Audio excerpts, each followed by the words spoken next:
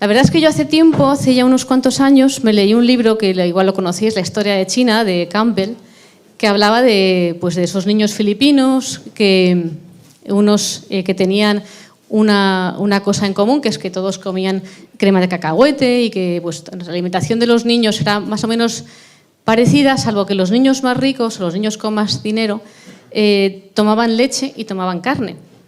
Con la influencia americana, influencia pues, de los países desarrollados, los niños con más dinero empezaban a tomar alimentos proteínicos. Entonces, se vio que esos niños tenían problemas de cáncer hepático.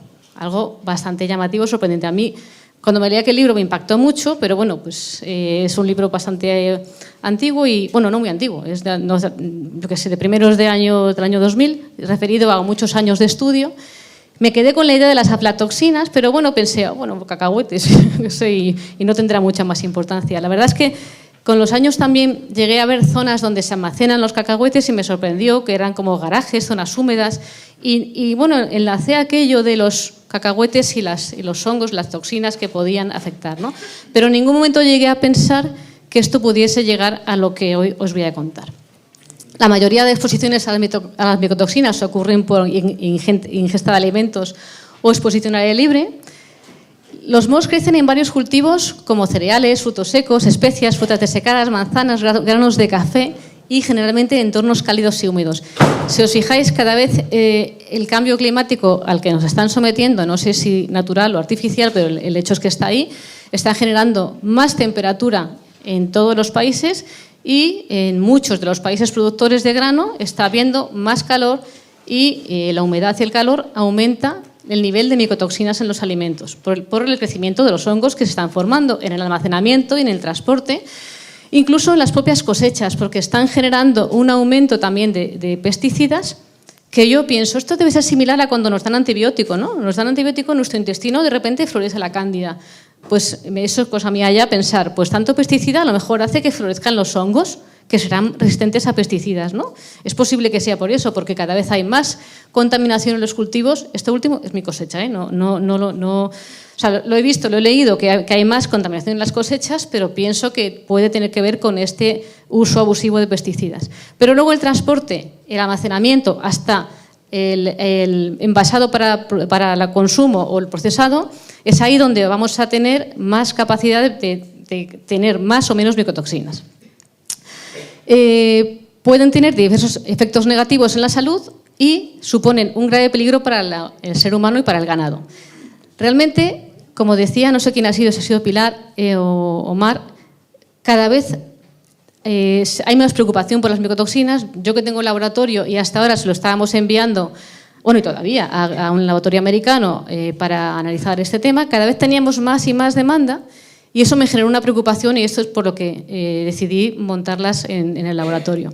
Pero esa preocupación quizá esté siendo ahora más alta en España de lo que hasta ahora ha sido, porque las micotoxinas llevan muchísimos años.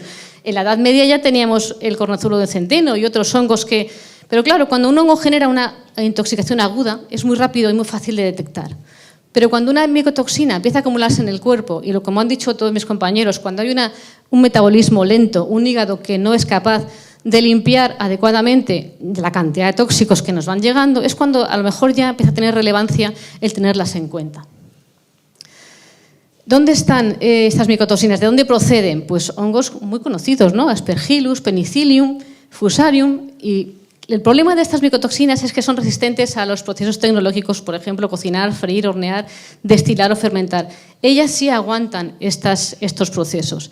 Le contaba yo anoche a mi amiga Teresa que a mí lo de los hongos me parecía algo, pues con la penicilina, pues muy bien, ¿no? Y le contaba que hace unos años mi madre una vez estaba en casa y me dice, fíjate lo que me ha pasado, he cogido un frasco de zumo de melocotón, menos mal que era melocotón y no de manzana, que es donde hay uno de los hongos más peligrosos, y al beberlo se me cayó una cosa en la boca y era un hongo. Dice que yo estaba mala y al día siguiente estoy como una pera, estoy fenomenal. Digo, pues yo pensé, pues mira qué bien, ¿no?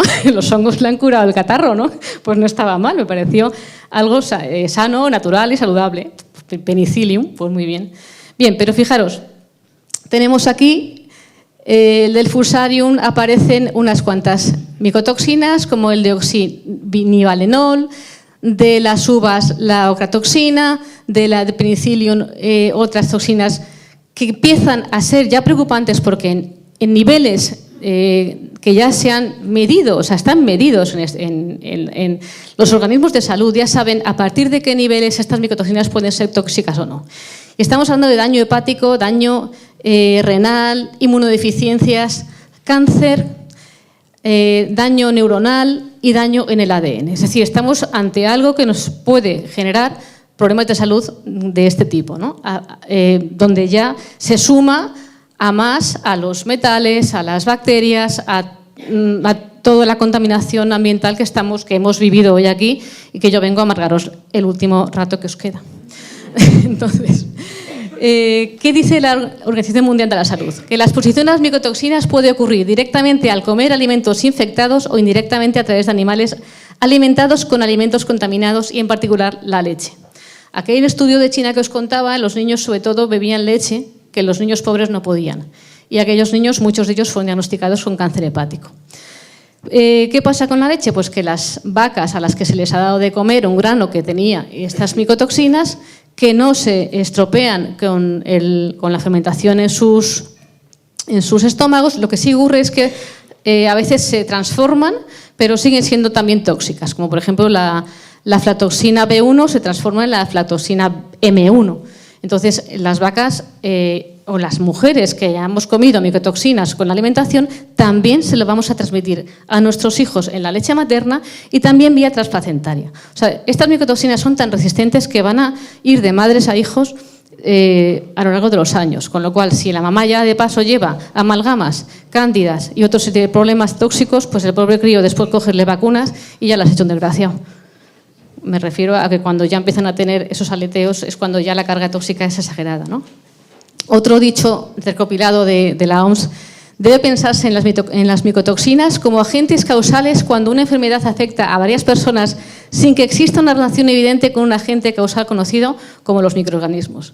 Es decir, que si de repente muchas personas se empiezan a enfermar y no hay una etiología clara de una bacteria o de un virus, debemos pensar en micotoxinas. Yo hasta ahora reconozco que era un tema que lo tenía pendiente y que gracias a Mar me he caído de cabeza y ahora estoy recordando unas cuantas personas a las que voy a tener que llamar porque posiblemente de base tuvieran o tengan micotoxinas y por eso no hemos conseguido llegar a un diagnóstico tan fino como hubiera gustado. Fijaros, el 25% de las cosechas del mundo están contaminadas y cada vez van a estarlo más por el cambio climático, por la humedad y de hecho lo que los laboratorios nos hemos dado cuenta es que cada vez va a haber más demanda de diagnóstico de micotoxinas porque van a ser causa directa de muchos de los problemas de salud. Aquí tenéis las principales micotoxinas implicadas en la contaminación de las bebidas. Aflatoxinas, ocratoxinas, fijaros en qué cantidad de alimentos, ¿no? En naranjas, en jugo de manzana, en el café, en la cerveza y el vino. Eso me dejó horrorizada. Digo, no me lo puedo creer, Mar. O sea, me acaba de cambiar la visión de una cerveza. Antes me alegraba irme de cervezas y ahora ya no sé qué voy a beber porque ya vas a estar pensando, ¿tendrá esto micotoxinas o no? Bebidas de origen vegetal, pues no voy a beber leche, voy a beber ahora leche de avena. Pues tampoco. Que también puede haber micotoxinas ahí, ¿no? Dependiendo del país y de la legislación, que ahora hablaremos un poco de eso también. Pues veis, pues eso, leches vegetales, cerveza, vino, y bueno, tenéis una pléyade enorme de microorganismos, de hongos productores de estas micotoxinas. Algunos de ellos también son de los que están en las paredes, que antes os mostraba Pilar en las fotografías de las paredes de las viviendas, ¿no? O sea que los hongos son capaces de crecer donde encuentren un sustrato y ahí van a empezar a fabricar sus micotoxinas que, en este caso, pues muchas de ellas nos están fastidiando. En este apartado tenéis los niveles máximos para ciertas micotoxinas que están permitidos. Fijaros si esto es tan conocido ya, que a mí me ha sorprendido, porque yo sigo siendo una ignorante, antes era un poco más, ahora un poco menos y después querré ser una experta, pero hoy día os muestro lo que yo he podido ir descubriendo, ¿no? Ya se ha establecido unos niveles máximos en la sangre de las personas a partir de las cuales puede haber una toxicidad por estas micotoxinas. Es decir, esto ya está más que visto por la Organización Mundial de la Salud y por las agencias de salud de los países, en Estados Unidos y en Europa. Me tranquiliza relativamente que Estados Unidos es más permisivo con estos niveles de micotoxinas en sangre que Europa. En Europa están un poquito más controlando que no haya pues tanta micotoxina o los controlan en origen a los alimentos para que no haya niveles de micotoxinas en ellos, y además en sangre del paciente ya saben a partir de qué nivel es tóxico o no. Veis que hay algunas de ellas que es importante tener en cuenta que son alimentos para niños. Entonces, por eso han decidido qué micotoxinas, a partir de qué niveles se pueden tener en los alimentos o no, en función de para quién sean los alimentos. Los niños son más sensibles y por eso deciden los niveles máximos permitidos. Bien, yo me voy a centrar sobre todo en 5 micotoxinas que son las que están declaradas como más peligrosas para nuestra salud, que son las aflatoxinas, producidas por Aspergillus, por no veo ni torta sin gafas, perdonad, el Parasiticus, el Aflatoxifams, bueno, que producen hepatotoxicidad, carcinogenicidad, inmunosupresión. Tenemos las aflatoxinas, ocratoxinas, deoxinivalenol, cearaleone y fumicinas. O sea, tela marinera yo, todo esto, pues las aflatoxinas me salen de corrido, pero las demás ya me las voy aprendiendo, ¿vale? Pero fijaros qué son capaces de provocarnos: hepatotoxicidad, nefrotoxicidad, cáncer, inmunosupresión, problemas gastrointestinales, inmunosupresión, problemas en la reproducción. Aquí me he quedado muy parada cuando el doctor Azpiri ha hablado de los problemas de los tóxicos en la fertilidad femenina, y efectivamente esta micotoxina tiene mucha relación con la esterilidad de las mujeres, y de hecho, sobre todo hay muchos estudios en cerditas. En los animales de granja hay estudios que demuestran que estas micotoxinas son capaces de alterar la reproducción. Y no solamente eso, sino generar cáncer. Bueno, pues ahora veréis que es similar a los bisfenoles. Y bueno, pues que de repente aparezca, que de repente no, ya teníamos en el ambiente unos factores que generaban este tipo de problemas y que hay que sumar a los tóxicos que ya hemos comentado hace un ratito, ¿no? No solamente a nivel de enfermedad, pues digamos aguda o que ya estamos viendo que las patologías crónicas, sino a nivel neuronal y a otros niveles también pues que tengamos que tener en cuenta para poderlo eliminar. Pues desde 1998 la OMS considera la aflatoxina B como un carcinógeno para el hombre. O sea, ya hablamos de 1968, ya lleva mucho tiempo sabiéndose que esta aflatoxina es muy cancerígena. De las 4, esta aflatoxina B1 y B2, es lo que os decía, a partir de vacas alimentadas se transforma en la M1 y la M2, que también son cancerígenas y son tóxicas, pero tienen que pasar previamente por siendo alimento de las vacas. La aflatoxina B1 es mucho más tóxica que los demás, según el Comité Científico de Alimentación Humana, y puede provocar cáncer hepático. Voy a ir un poco definiendo cada una de las 5 para por lo menos que os quede un poquito más claro cada tipo de micotoxina, aunque dentro de ellas hay variaciones. Pues las ocratoxinas, ¿qué pueden hacer? Provocarnos problemas tóxicos a nivel renal, cancerígenos, inmunotóxicas y neurotóxicas. Podría ser la responsable de la enfermedad llamada nefropatía endémica de los Balcanes, que es una enfermedad degenerativa de los riñones. En mayo de 2020, al dañar directamente el ADN, esta micotoxina se define como genotóxica por presentar efectos carcinógenos en el riñón. A mí me da que pensar a veces cuando hablo con personas de países sudamericanos, pues que me cuentan que en su país muchísima gente muere de cáncer renal. Y yo en ese momento no se me ocurría pensar por qué podría ser. Claro, luego lo piensas, después de haber visto todo esto, dices, países calientes, países húmedos y cáncer renal, pues es posible que tenga que ver con todo esto, ¿no? Bueno, pues la EFSA, que es la Autoridad Europea de Seguridad Alimentaria, identifica en su opinión científica de mayo de 2020 que los productos cárnicos, el queso, cereales y productos a base de cereales como los contribuyentes más importantes a la exposición dietética de la ocratoxina. Es decir, alimentos que comemos a diario, alimentos que están en nuestra dieta, alimentos que tienen que estar muy bien controlados para que no lleguen a nuestra mesa niveles de micotoxinas tóxicas, o sea, que nos pueden generar enfermedad. La deoxinivalenol, que ya me va quedando, pero me ha costado aprenderme el nombre, la llamaban la vomitoxina, ya que está asociada a efectos adversos a nivel gastrointestinal. Es inmunodepresora y, bueno, falta todavía información sobre esta micotoxina porque hay derivados de los que no se está hablando, pero que los derivados de ella también pueden ser tóxicos en muchos aspectos de nuestra salud.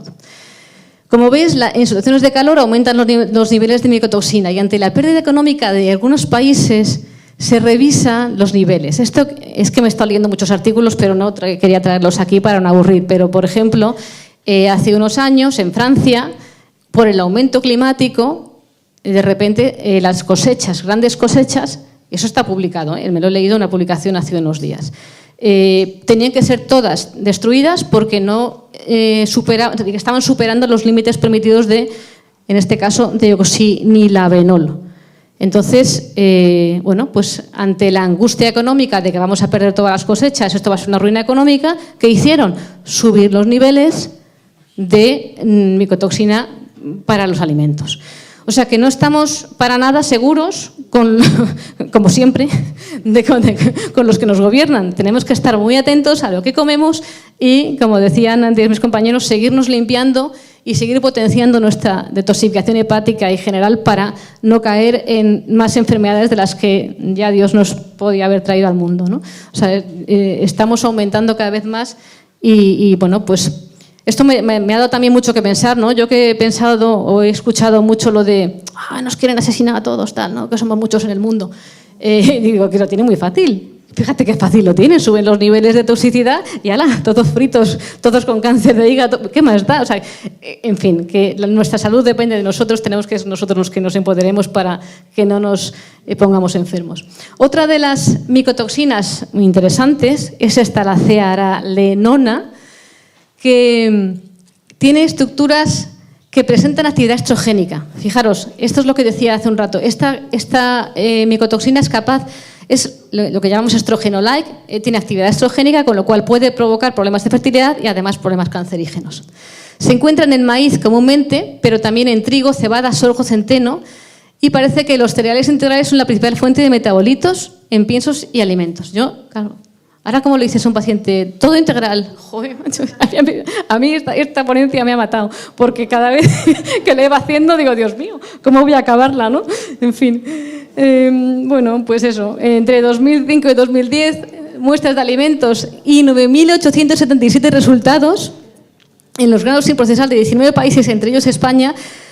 Las concentraciones más altas de esta micotoxinas se encontraron en el salvado de trigo, el maíz y productos derivados del mismo, como harina de maíz y copos de maíz. Vete al cine ahora a comer palomitas. Claro, es que te cambia la vida. Yo lo siento, que os vais a ir amargados de aquí, pero es lo que me ha tocado y es a lo que vengo. O sea que, en fin, estamos... Yo antes de venir aquí iba a hacer compra y voy a comprar. A veces les gusta a mis hijos lo de los nachos. Hice así con la mano y dije, yo ya no cojo los nachos. Yo voy a coger yo nachos ahora, después de esta ponencia. Es que no sé qué tendrán en casa de comer, pero ya maíz ya lo voy a reducir bastante. Y como os decía, la exposición humana y animal de bisfenol A y de CEA, fijaros, tanto CEA como bisfenol A ejercen cambios transcriptómicos, que incluyen proliferación celular, biogénesis de ribosomas o transcripción mesenquimatosa epitelial que favorece la progresión del cáncer y la formación de metástasis, entre las cuales el efecto de la micotoxina C resultó más relevante, o sea que más relevante incluso que los trosplásticos, que nuestro bisfenol A, que tanto nos hemos asustado de que nos provocaba estos efectos estrogénicos y este cáncer. O sea que más atención en el futuro a esta micotoxina. Las fumonicinas, yo creo que esta es la última, ¿no? Ya llevamos a la rutina, micotoxina. Vale, estas que contaminan también el maíz se encuentran catalogadas como posibles carcinógenos humanos. Y bueno, dentro de ellas la CFB1 es la más tóxica y representa el 70% de la fumonicina total. Quería enseñaros estos 5 tipos de micotoxinas producidas por un montón de hongos, precisamente porque en los análisis que veréis ahora vais a verlas, en unos análisis están todas estas y en otros hay menos de ellas, pero bueno, hay otros que también sí están analizándose. La contaminación por micotoxinas de alimentos y piensos muestra una tendencia creciente debido al aumento de incidencia de infecciones fúngicas en la agricultura. Aquí os he traído directamente las publicaciones porque me parece muy fuerte y muy importante tenerlo en cuenta. O sea, esto ya no es que de vez en cuando haya una contaminación de una cosecha, es que cada vez hay más y más y más, y está provocado por todo lo que pasa con el cambio climático. Luego, no es porque sí, ahora lo entiendo, que cada vez yo tenía más demanda de análisis de micotoxinas y es porque cada vez hay más casos de personas con este problema y que si no se detectan, por lo menos el diagnóstico, acaban en un manicomio o con antidepresivos o vete a saber. Los que conocéis estos tipos de pacientes ya sabéis que al final los derivan a psiquiatría. Entonces, ¿qué métodos de diagnóstico tenemos? Pues podemos tener los cultivos. Los cultivos no vamos a encontrar micotoxinas, vamos a hacer cultivos de hongos. Antes hablaba más de las Aspergillus intestinales. Yo, fíjate que he hecho ya cultivos de heces. Todavía no he encontrado ningún cultivo de heces, un Aspergillus, gracias a Dios. Cándidas, muchas, en cultivo, en forma de hifas y andando por saco, pero Aspergillus de momento no me ha crecido ninguno. Entonces, bueno, pues biología molecular, pues tampoco es una de las técnicas que me gusten más, suele fallar bastante. Cromatografía, pues eso es una forma también de medirlos por HTVLC, por gases y masas, es una técnica muy sensible, que es la que se hace en orina en Estados Unidos. Y luego basadas en anticuerpos y basadas en aptómeros, pero aptómeros a día de hoy no está disponible en el mercado. Entonces, vamos a hablar un poco de cromatografía espectrometría, que es el gold estándar, pero necesita muchísima formación y preparación del laboratorio y mucha inversión en maquinaria. Los basados en anticuerpos o en ELISAs, que son rápidos y muy sensibles, pueden tener alguna reacción cruzada, depende del fabricante, y los aptámeros, que como he dicho no los voy a comentar porque no.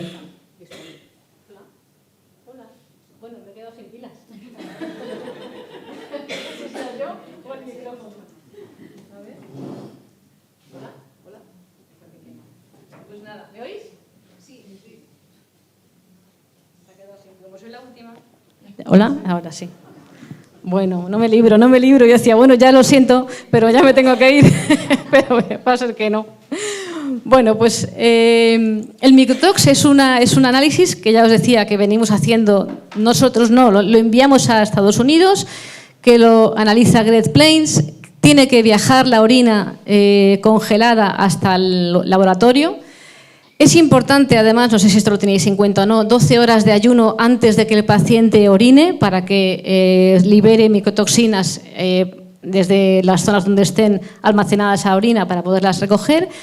El tiempo de respuesta es largo porque tiene que llegar a Estados Unidos, tiene que llevar un procesamiento, o sea, un almacenamiento para que procesen todas juntas, entiendo. El precio es elevado y aquí detectan 11 micotoxinas.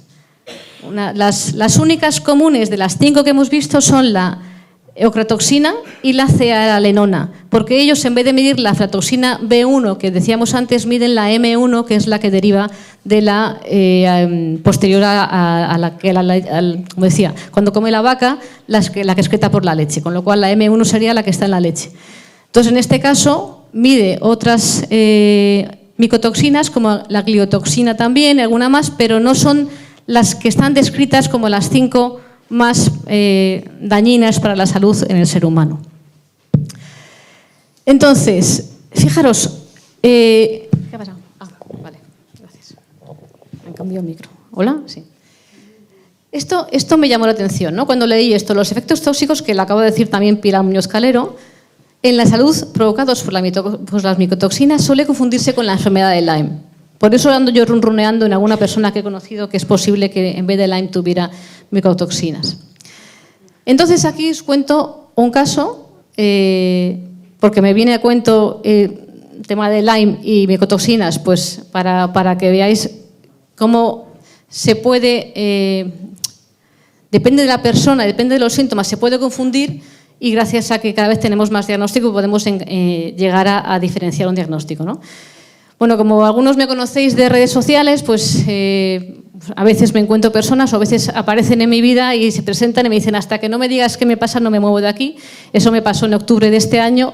cuando estaba en plena mudanza de mi farmacia de Atocha a Carabanchel, apareció una persona que me dijo: mi madre me ha dicho que venga aquí y no me voy hasta que me digas con qué me diagnosticas. Yo estaba en la puerta de la farmacia llena de polvo, con una caja en la mano, y digo, bueno, ¿qué puedo hacer con usted? A ver, cuénteme así por encima qué le pasa. Entonces me contó lo que le pasaba y me duelen muchísimo las articulaciones, estoy súper cansada, me duele el estómago, tengo muchos gases, no puedo con mi vida, me arrastro, o sea, y pensé, ostras, intestino, aquí hay un SIBO, un SIFO, digo, y lo otro pues puede ser un Lyme. Y dije, bueno, mira, yo es que así le di el teléfono del laboratorio y tal, digo, vete a este laboratorio, hazte estas 2 pruebas, hazte pruebas para Lyme y pruebas para intestino y después, si quieres, nos vemos. Cuando yo veo el TIC Plus, que es esta prueba de análisis de Lyme, donde medimos Borrelia, Babesia, Bartonella, Ehrlichia, Rickettsia, Coxsackie, Parvovirus, Mycoplasma y Epstein-Barr, y veo que lo tiene absolutamente todo en fase de IgM, o sea, en fase activa, me quedo a cuadros. ¿Esto qué me hace pensar? Pues aquí hay algo más que no solamente ya es suficiente tener Lyme, pero es que encima todo el tema gástrico, como decían antes mis compañeras, a partir de un problema gástrico, de una disbiosis, de un SIBO, de un SIFO, la inmunidad se va a alterar de tal manera que da igual que sea una micotoxina o una micobacteria, va a proliferar todo porque la inmunidad se ha ido al garete. Entonces, ¿qué me encontré en esta paciente? Como decía hace un rato Pilar Muñoz Calero, una Candida albicans en crecimiento en las heces. Esta persona tenía una candidiasis. Bueno, esta mujer llevaba ya mucho tiempo dando vueltas buscando una solución a su salud y a causa de no voy a hablar de ellas, a causa de la pandemia y de los medicamentos que se han ido inoculando, pues se exacerbó mucho más su problema porque su inmunidad aún se alteró mucho más. Entonces, aquí me encontré con un SIFO, que no es lo mismo que un SIBO, en este caso es un sobrecrecimiento fúngico, con toda la sintomatología también neuronal, con toda la alteración de un crecimiento de una cándida, que como ya se ha comentado, las cándidas también son capaces de alterar la respuesta inmunitaria para crecer a sus anchas. Eso está visto, alteran la inmunidad, cogen y disminuyen la acción de los linfocitos Th1 para cambiar completamente la respuesta inmunitaria y ellas crecer a gusto, invadir a conciencia. ¿Qué le pasaba a esta mujer o qué le está pasando? Pues que efectivamente la cándida le ha ido mermando la inmunidad. Si además encima trabaja como odontóloga, imaginaros la cantidad de tóxicos que además no solo se ha medido pero los tiene fijo, y todas las micobacterias que por la razón que sea las tenía guardadas en alguna zona de su organismo han ido saliendo y su cuerpo está intentando combatirlas como puede. Menos mal que no le he hecho micotoxinas, porque si no ya me desmayo, porque seguramente también tendría algo de esto, porque cuando la inmunidad se altera, todo lo que puede alterarse, todo lo que puede reactivarse, se va a reactivar. Entonces, anoche, digo, ay, ¿qué pasará con esta mujer? Que hace tiempo que no sé nada de ella. Me había escrito y me había dicho, hola Marisa, ayer me terminé el Enterele que me lo mandaste para un mes y no sé si tengo que comprar más, bla, bla. Dice, decirte que me encuentro 1000 veces mejor, nada de hinchazón, no me duele el estómago y mucho más enérgica. A veces seguimos en esta nueva racha y sigo y me pregunta que si sigue todavía con la dieta estricta. Cuando hay una cándida, yo soy soviética, o sea, soy totalmente rígida. No le permito un gramo de azúcar hasta que no quitamos la cándida, porque si le damos de comer a la cándida, no terminamos con ella en la vida.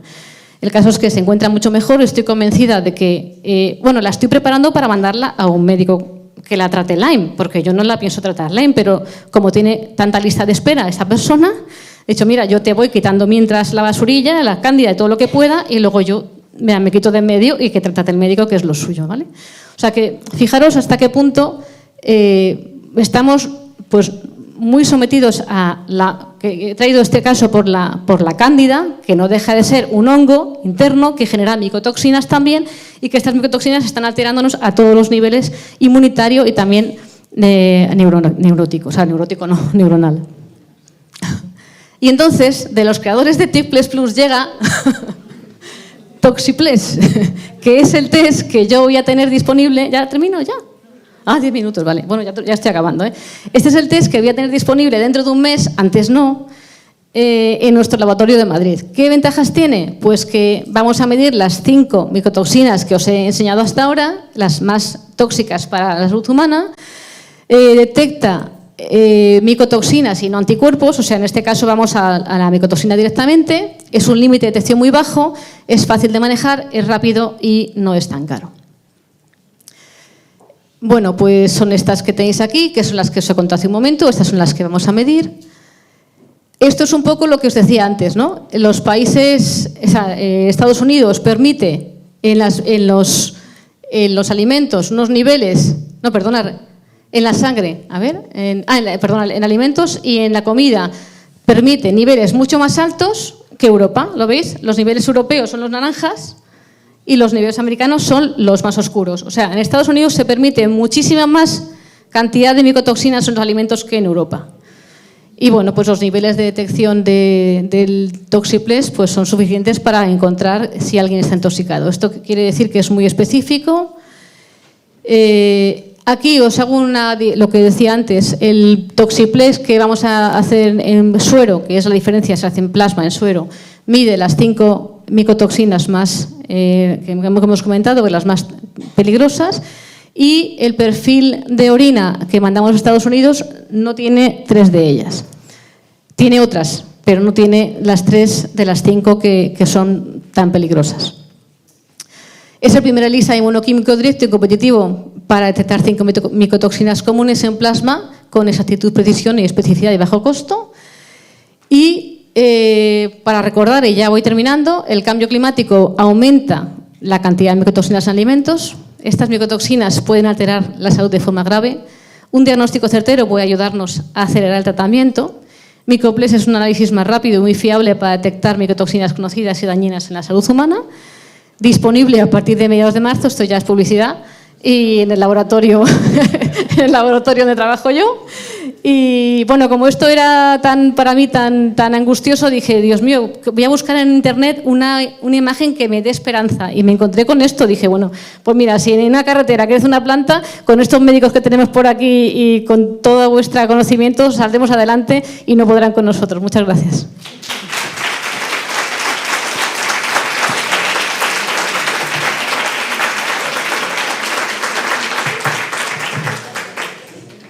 ¿Alguna pregunta? Hay pregunta.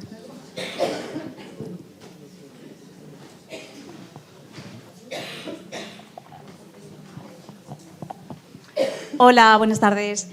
Mira, quería preguntar, por un lado, el precio del Toxiplex y, por otro lado, si los implantes mamarios son susceptibles de poder buscar biotoxinas. A ver, la primera no te la puedo contestar aún porque hasta mediados de marzo no tendremos a punto la técnica. Calculo que será, aproximadamente unos 200 euros más o menos, pero no lo tengo todavía confirmado. Y lo otro no tengo ni idea. O sea, no sé, es que no he entendido la pregunta. ¿Los trasplantes mamarios que si se pueden...? Los implantes mamarios, si pueden dar toxicidad por micotoxinas. Por micotoxinas, pues hombre, no sé de qué están hechos, pero creo que no en este caso yo no me he estudiado los implantes mamarios. No digo que no lo haga, porque Mar es capaz de cualquier cosa, pero de proponerme algo, pero no tengo ni idea, de verdad, que de implantes mamarios no entiendo. Más preguntas. ¿Tú sabes algo de eso? Hola Marisa, ¿cómo estás? Ah. Bien. Bueno, los implantes mamarios de micotoxinas no, pero mercurio sí. De hecho, hay un par de marcas que ya están comprobadas. Ahora de memoria no me lo recuerdo, pero si quieres luego te lo digo. Sí, mercurio, ¿de acuerdo? Y obviamente son sustancias plásticas que son grandes disruptores neuroendocrinas. Pero micotoxinas o biotoxinas no. Claro, micotoxinas no, sí, mercurio, efectivamente, podría ser. Por ahí alguien que quería. Hola, hasta que dejemos el arroz integral y todo esto, a efectos prácticos, con ozonizando el cereal. Vale, bien que has dicho esto. Efectivamente, en todo lo que estuve estudiando para esta presentación, me dio la angustia de decir, ¿cómo podremos hacer para destruir esto, ¿no? Y buscando sí que encontré publicaciones que decían que se habían hecho estudios que el ozono sí era uno de los mecanismos que por lo menos en un 80% era capaz de eliminar la micotoxina, con lo cual me quedó la felicidad en la cabeza de pensar, bueno, aquí hay médicos que trabajan en el ozono intravenoso y que seguramente sea una forma de liberarse de esas micotoxinas en caso de tener una intoxicación por ellas, ¿no? Sí, sí. Sí, una pregunta muy breve. Esa dificultad que tenemos con el cereal integral, con un arroz, por ejemplo, un mijo o tal, ¿no la evitamos si estamos trabajando con producto ecológico certificado? Es que una cosa es el producto ecológico, que entiendo que se refiere a no usar pesticidas, y otra cosa es que en el almacenamiento de cereal haya humedad y calor y haya crecido un hongo. Es que no tiene nada que ver. O sea, precisamente un ecológico, y yo soy de ecológica, o sea, me gusta la comida ecológica y busco siempre lo ecológico, va a tener incluso, a lo mejor, más capacidad de contaminarse porque no tiene nada ningún químico que lo esté protegiendo, creo yo, pero esto, vamos, que yo creo que no hay una diferencia importante en que sea ecológico o no. Como está almacenado en un sitio donde haya calor y humedad, van a crecer hongos. Entonces, gracias. ¿Sí o no?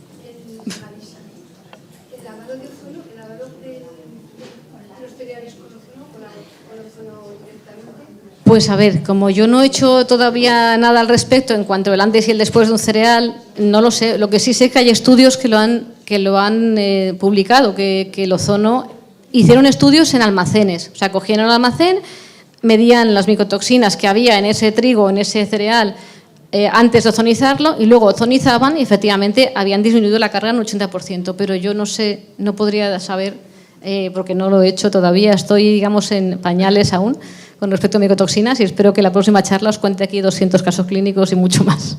Pero esto es el inicio de una nueva era para mí.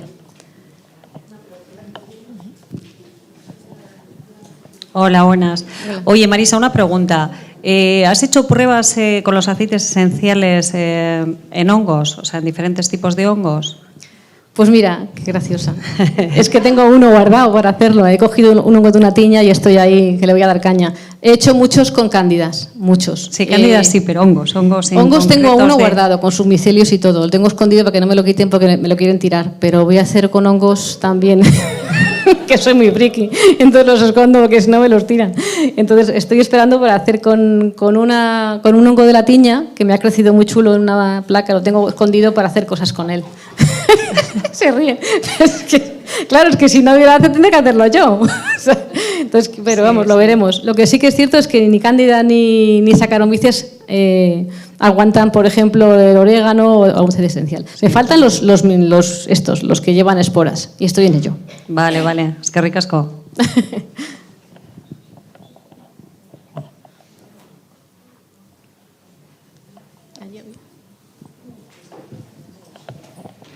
Hola, ¿cómo se puede sacar del cuerpo toda esta ¿Las micotoxinas? Pues es lo que hemos dicho antes, detoxificando. O sea, las terapias de detoxificación son similares a las de los metales. Entonces tenéis que buscar un especialista que se dedique a detoxificar el cuerpo, potenciando la detoxificación, mejorando la microbiota, todo lo que hemos hablado esta mañana, y tiene que ser de esa manera, o sea, detoxificando pues, por todas las vías posibles. Y ya os digo que a mí lo del ozono se me ha quedado en la cabeza como una posibilidad importante para eliminarlas, visto los estudios que había, ¿no? Pero sí, es más o menos, como decía Mar, más de lo mismo, diferente, pero también va por ahí, por limpiar, limpiar y limpiar. Igual que el coche lo llevas cada 6 meses a cambiar filtros, a limpiar, pues nuestro hígado, todo nuestro organismo tiene que estar limpio cada vez más a menudo para aguantar todo lo que nos está viendo encima últimamente. Hola, Marisa. Hola. Quería saber, al hilo de lo que hemos comentado, en este caso las leches vegetales serían más susceptibles de contener micotoxinas que, por ejemplo, la leche de vaca, cuidando de dónde viene esa leche de vaca, por ejemplo. No, porque la leche de vaca, si la vaca ha comido cereales con micotoxinas, vas a tener en la leche las micotoxinas directamente. Vale. Y lo otro va a depender de cómo hayan almacenado, por ejemplo, la avena. Yo ya voy a coger harina leche de avellana. No sé si la avellana también tendrá micotoxinas o no, pero ya uno no sabe qué comer. Pero no, o sea, yo creo que la leche vegetal de cereales o la leche de vaca, Como al final es el cereal el que tiene la micotoxina y es tan resistente, nos va a dar igual. Vale, gracias. Nada. Yo tengo así como una fijación especial con la suplementación. En la suplementación tenemos, bueno, almidón de maíz, todo lo que quieras, transgénico, en Adomele que tú das por ahí, me parece que tiene dióxido de titanio. Que está No, ya lo han quitado, ya lo han quitado. Ya, menos mal, Hace porque tiempo, Adomele y todo esto. Hace tiempo. Vamos, Se me ha quedado cantidades industriales. Y No, claro, ya no, ¿eh? tomas muchos suplementos o unos cuantos, ¿no? Porque para hacer esa limpieza tienes que tomar ciertos minerales y ciertas vitaminas que necesitan pues todo esto para como agregando, ¿no? Entonces, ¿qué pasa con la suplementación sucia? ¿Por qué no es posible de sacar suplementación limpia? A ver, yo ahí, claro...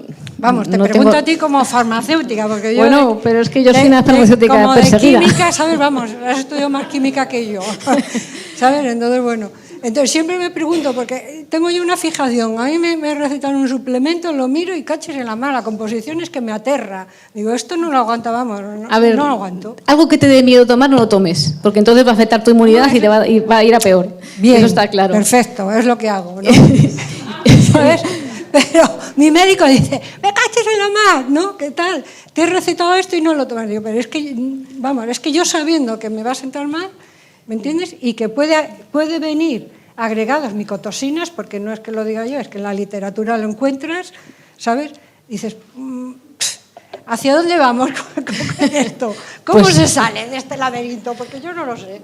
Pues a ver, algo más espiritual tiene que haber también, ¿eh? Porque si no, no estaríamos aquí ahora mismo. Pero desde luego yo quiero pensar que los laboratorios de suplementación los hay serios y que trabajan en condiciones saludables o que tendrán sus mediciones, pero no trabajo dentro de laboratorios de productos. No te puedo Tú sabes que contestar. por el almidón de maíz, ¿no? Que Está en todos los medicamentos, en todos. Por no decirte. Pues no te digo que no haya micotoxinas ahí. A mí ya el maíz, para mí ya está desterrado de mi dieta. O sea, después de esto, por el a mí almidón me ha de cambiado la arroz vida. integral, claro. bueno, yo alucino. Hablando de micotoxinas, lo sustituyen y dicen, oye, vas fórmula magistral. No, te lo sustituyo por almidón de arroz, no, integral, integral. Digo, madre mía, vale. Limpiarnos. Nuestro cuerpo es muy listo y tiene los mecanismos para desintoxicar. Lo que pasa que le damos tanto, como decía antes, con los barriles, que llenamos mucho el barril. Tenemos que tener más cuidado y limpiar mejor cada vez y contar con nuestro profesional sanitario que nos... Marisa, pero la paradoja es que tú tomas eso para detoxificar, ¿no? Y estás acumulando más en tu barril, ¿o no? Bueno, si haces una suplementación bebida, de las que son de líquido, que no lleven almidón ni cereales ni nada, a lo mejor va por ahí. O sea, seguro que tu médico te sabe explicar. Hay muchas formas de detoxificar que no tiene que ser con comprimidos. Nada, a ti. Gracias. Respecto a la paradoja de si tomando un suplemento, ¿no? Tienes la parte del almidón y luego está la parte de la sustancia activa. Yo diría que la sustancia activa en esa misma cantidad es mucho más potente y desintoxica mucho más que la cantidad de almidón que tomas por, digamos así, por comprimido. Entonces tampoco es tan preocupante. Te ha contestado la compañera. Te he contestado. Eso. Gracias. O bueno, no sé, pero... Y yo tengo una pregunta respecto a la cearalenona, ¿no? Cearalenona, sí. Sí, se dice. Eso Cearalenona, no sé si lo he leído bien, que ponía que era estrogénico. Sí, tiene actividad estrógeno-like, sí. Parecido al bisfenola. Vale. Y en este caso también se podría ver como algún interés terapéutico al respecto. Pues hombre, siendo una micotoxina que no la puedes eliminar, que se acumula, no lo veo. Además, visto que además causa esterilidad en los cerditos, a los que ya los han comprobado que ocurre, y visto que provoca cáncer de mama y otros tipos de cánceres, pues no lo veo muy adecuado, la verdad. Mejor terapia de otro tipo. Vale. O sea, un hongo, una micotoxina, me da mucho respeto. No lo usaría como terapia. Muchas gracias. Pero vamos, todo está por ver, ¿eh? Seguro que a alguien se le ocurre. Eso. De momento no se les ha ocurrido, gracias a Dios. ¿Más preguntas?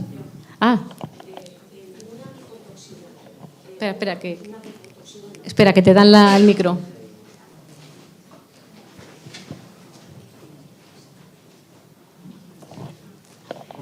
Hola. Una pequeña, por ejemplo, yo qué sé, en una habitación o en una oficina, una pequeña cantidad aparente de hongo puede ser peligrosa. ¿Pero en dónde? Por ejemplo, en la típica esquinita del techo, lo que sea, si esa persona está allí bastantes horas, aunque parezca poca cantidad. A ver, los hongos muy negros, que suelen ser Aspergillus niger, son peligrosos. O sea que los hongos negros, evitarlos, por favor. Yo, desde luego, lo mejor es quitarlo. En cuanto veas un hongo, quitarlo, porque en cuanto pueda va a crecer. Y si crece, suelta esporas. Si suelta esporas, las vas a inhalar. Si las inhalas, van a llegar a pulmón. Y de ahí ya puede hacer lo que le dé la gana. O sea que el hongo, en las paredes, en las zonas húmedas, procurar estar lejos de eso y quitarlo cuanto antes. Eso es mi consejo. Ya te digo, el Aspergillus niger, que está en las plantas, también está en las paredes. Y es muy típico. Nosotros nos ha crecido Aspergillus niger y Aspergillus de otro tipo, sobre todo cuando hacemos estudios ambientales. O sea, cuando yo cojo de una máquina que lo que hace es chupar el aire para hacer estudios ambientales en quirófanos. Y en algún quirófano una vez nos creció un Aspergillus niger. Imagínate que estás operando y le cae una espora de eso al pobre operado. Entonces, ahí sí que me han crecido. De momento en heces no, pero mejor quitar los mohos de las paredes. Sí, suelen tener filtros. Sí, bueno, y los filtros hay que cambiarlos también. Sí, el aire acondicionado, cuidadín, que hace poco hice el estudio de las máquinas de que secan los secamanos, ¿lo visteis? Que salí en la tele y todo, ya soy famosa. Pues sí, hay que decir de todo, un asco, claro, que coge el aire del ambiente y te lo lanza a las manos, que te las acabas de lavar y piensas, ahora voy a comer con las manos limpias. Pues no, te vas a comer con los hongos. O sea que cuidado con eso, mejor hacer así y salirte del baño, ¿vale? ¿Más preguntas? Ah, mira, más preguntas. Creo que ya me echan. Yo me voy a aprovechar de la cercanía del micro. Vale. Tenía una pregunta del incremento pregunta. de los que se está viendo de hongos, de micotoxinas en las cosechas. Hablabas del cambio climático. Yo que vengo del mundo del medio ambiente me hago la pregunta, ¿cambio climático o incremento de pesticidas? ¿Qué pasa cuando a un paciente le damos antibióticos, arrasamos y sale la cándida? ¿Eso no estabas cuando lo he comentado? Sí, pero ha quedado un poquito, o sea, vale, hablamos mucho del cambio, o sea, yo digo pesticidas. Las dos cosas. Y es lo que he comentado, cuando a un paciente le das mucho antibiótico, ¿qué vas a hacer? Que permites a cándidas que crezcan y que florezcan y que invadan todo. Si a un campo le pones pesticidas para quitar las malas hierbas y posiblemente estás quitando pues mecanismos de defensa de las plantas, que a lo mejor tengan bacterias que las protegían, porque yo entiendo que tendrán su propia microbiota, ¿quién va a crecer? Lo que es más resistente.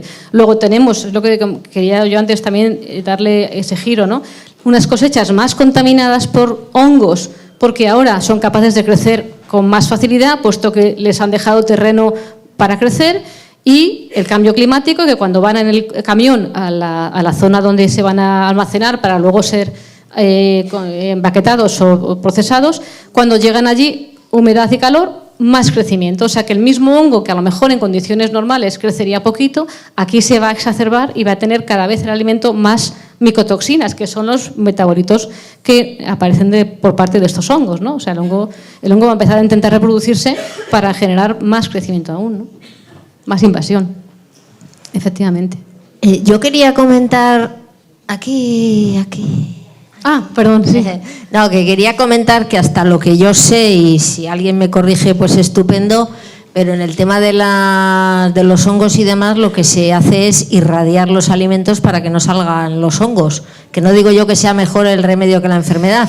Y luego, por otro lado, están llenos los aditivos de antifúngicos, antihumedad y antitodo. No sé si eso evita que estemos igual más muertos ya de todo esto, no sé. Primero, que irradiar los alimentos podría disminuir la calidad del alimento, la calidad nutricional, pero es que no matas a la micotoxina, que es lo que hemos empezado a hablar al principio. El problema de esta historia de las micotoxinas es que son súper resistentes a tratamientos pues de luz, de calor, de fermentación, o sea, son muy resistentes. Y como decía, el único tratamiento que estaban más o menos viendo que podía ser eficaz era el ozono, pero no es nada fácil eliminarlas, y por eso la preocupación cada vez mayor de que en las cosechas aumenten estos niveles de micotoxinas y una cosecha de un año entero se la tiren para atrás y no la puedan vender, y ahí es donde mi miedo está, en que luego hablarán para que no lo tiren y no lo comamos los demás, ¿no? Pero no, por desgracia, una cosa es matar al hongo y otra cosa es matar a la micotoxina, que es distinto. Es que el hongo sí lo matas, pero la micotoxina queda porque lo que busca es reproducirse en cuanto pueda, claro, es su mecanismo de producción. Perdón, en relación a esto, ¿has leído algo sobre el peróxido de hidrógeno de grado alimentario al 3% como una forma de limpiar el grano previo al consumo? No lo he leído, Nada, lo siento. vale. Hasta ahí no he llegado, pero miraré. De momento, en mi cabeza al menos me quedo con la copla de que parece que lo más seguro es consumir frutos secos que vengan en su propia cáscara, ¿no? Que son más fáciles de conservar, no. y hacernos las leches vegetales en casa, ¿no? Depende, el cacahuete, por ejemplo, borrado de la dieta. El cacahuete normalmente no se vende con la cáscara en crudo. ¿Cómo que no? Sí, anda que no he comido cacahuetes yo. Que debo de estar de cotosinas hasta las orejas, porque me he comido todo lo que está... Pero yendo me encanta cascarlos. Perdón, yendo a los frutos secos de aquí, como las nueces, las avellanas... Quizá esos no tengan... No he leído que generen hongos las avellanas ni las nueces. Almendras. Pero yo sí he visto nueces que al abrirlas están con hongo, ¿eh? O sea que los frutos secos también pueden tener hongos. Las avellanas también. Todos los de cáscara también. Ten en cuenta que en cuanto están un tiempo en una zona húmeda caliente van a generar hongo, porque van a tener sustrato para crecer. Es que es eso. Y todos los hongos sintetizan micotoxinas de estos 5 tipos. A ver, hay hongos buenos. El hongo de la penicilina es bueno, por eso yo a mi madre le curó el catarro. ¿Qué hongo sería ese? Yo qué sé, yo estaba feliz con aquel hongo y ahora me doy cuenta de que casi se hubiera podido intoxicar. No, aún sigue viva después de aquello. Ya tiene casi 93 años. Pero claro, ahora te das cuenta de que hay muchos otros hongos que sí son tóxicos. Entonces hay de todo, como en botica, ¿no? Gracias. En el queso azul que hablaba esta mañana eran hongos buenos, que te dan ganas de comértelo. Yo que eso no me lo he comido en la vida, pues ahora iré a comerme eso también. Por si acaso me ayuda a la microbiota. Porque la microbiota, que lo ha dicho Mar un montón de veces, es súper importante. El terreno es súper importante. Nosotros vamos a poder salir adelante siempre que nuestro intestino, nuestra inmunidad y nuestra mucosa esté bien en condiciones de salud, o sea, bien nutridito todo y bien equilibrado, y así podremos liberarnos y podrá nuestro hígado funcionar mejor y no tendrá sobrecarga hepática y podrá limpiarnos. Si hay permeabilidad, el hígado está cargado, la micotoxina llega y no se puede eliminar y ya empezamos con los procesos patológicos, ¿no? O sea que yo creo que el mensaje que hay que llevarse de aquí es el intestino siempre sano, siempre saludable y mucosas saludables y limpiarnos. Ya no era cada 6 meses, era base cada 4, por si acaso. Pero hacernos limpiezas y depurativos para estar siempre en condiciones de salud. ¿Más ya? Ah. Vale, una más y ya. ¿Cuántas preguntas? A mis compañeros no he preguntado tanto, ¿eh? ¿A qué? Esto estaba preparado o algo, porque... Perdona, dime. Hola, Marisa. Me pregunté sobre bórax. ¿El bórax? Si el bórax nos podría ayudar en este caso. No tengo ni idea, con sinceridad. O sea, no lo sé. Iremos haciendo... Yo espero que la próxima vez ya venga contando lo del peróxido de hidrógeno, de bórax y tal, pero ahora mismo me he leído lo que está publicado y no he leído nada de bórax. Aceites esenciales, ya te digo que de Aspergillum penicillium lo haré. No digo que no, porque hongos voy a encontrar en las paredes y tal, y van a ser carne de cañón a partir de ahora. Pero es que si no llega a ser Mar que me meten esto, a mí no se me ocurre. Pero ahora ya lo voy a hacer. También hay aceite esencial a ver qué pasa. Pero claro, la micotoxina es otro cantar. Es que yo puedo matar al hongo, pero no, la micotoxina que ya me la he comido o ya la he respirado no es lo mismo. Yo creo que ahí es detoxificar y detoxificar. Y no hay otra. Ya, ¿no? Bueno, muchas gracias. Gracias por todo.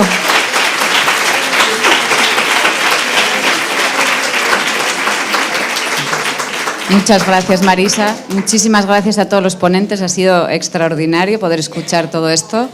Muchísimas gracias a Cofenat, que ha hecho posible que lo puedan estar viendo fuera, y a los laboratorios que nos han permitido que hoy podáis estar aquí, porque en Asimi no tenemos presupuesto para hacer esto así. Entonces, lo que sí os animo otra vez es a haceros socios, por favor. Os necesitamos para poder mantener esto.